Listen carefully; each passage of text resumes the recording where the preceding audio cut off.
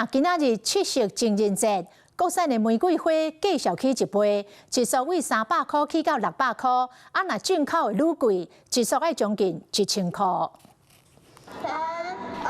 有情人七夕，世家小攬，同時過當收到貴爽爽的玫瑰花，因為今年國產的玫瑰花起一倍300變600，進口的玫瑰花一束就要愛幾千塊。只要你甲情人也無過節，那呢七夕一定願意甲你做伙過節。是講你希望甲什麼人共度情關，敢是干那看錢爾？日日銀行調查講，男性的上班族冒犯的另外一半職業，頭一名是公務人員，過來是老師教授金融的專業人員。再來是厝頭家以及行政總務人員，女性上班族上介意的是科技資訊工程師，第二名是厝頭家，過來則是金融專業的人員、網紅甲醫護人員。雖然厝頭家毋是頭一擺日本，不過同時出現在男女的理想中，那呢你敢有誤望？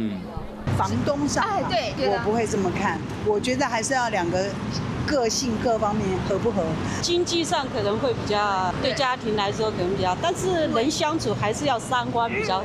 如果沒有女人去經營家，去替對方想，沒有男人的這樣子的不離不棄，換了10個男人都一樣，好男人都是別人的老公。雖然自己的心中都有建構理想另一半的一個形象，但實際因為這個經濟壓力的一個這個關係，所以可能導致是這個晚婚不生或者是不婚不生的一個這個窘境。無論你的另外一半是做倒一道，做伊的大地甲支持，唔通做伊的天要甲支配。另外一半嘛，唔免做偌好嘢，偌有才情，若有用心，嘛會當成就一個幸福的家庭。